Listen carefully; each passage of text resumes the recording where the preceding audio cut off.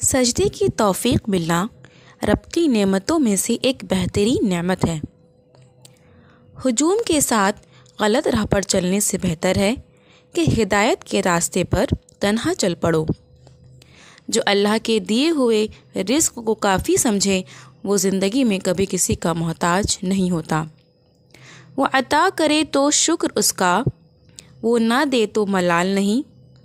میرے رب کے فیصلے کمال ہیں، ان فیصلوں میں زوال نہیں۔ یہ دنیا آرام کی جگہ نہیں، امتحان کی جگہ ہے۔ اگر اللہ دیر کر رہا ہے دینے میں تو اسے تمہارا مانگنا پسند آ گیا ہے۔ زندگی بس سفر ہے اللہ سے اللہ تک۔ قضائے الہی سے تو سب کو موت آ ہی جائے گی، آپ رضائے الہی والی موت کی تیاری کیجیے۔ امید جب اللہ سے جڑی ہو تو ٹوٹنے کا امکان نہیں ہوتا۔ اپنی مانگی ہوئی دعاؤں پر بھروسہ رکھو، وہ رحمان ہے، تمہاری دعاؤں کو رد نہیں کرے گا۔ اس کے در پہ سکون ملتا ہے، اس کی عبادت سے نور ملتا ہے۔ جو جھک گیا اللہ کے سجدے میں اسے کچھ نہ کچھ ضرور ملتا ہے۔ منزلیں چاہے کتنی ہی اونچی کیوں نہ ہوں، راستے ہمیشہ پیروں کے نیچے ہوتے ہیں۔ شکر کرنا سیکھو، اتنا ملے گا کہ تھک جاؤ گے۔ جو سجدوں میں روتا ہے اسے اللہ کے سامنے رونا نہیں پڑتا۔ جن کا بھروسہ اللہ ہو ان کی منزل کامیابی ہے۔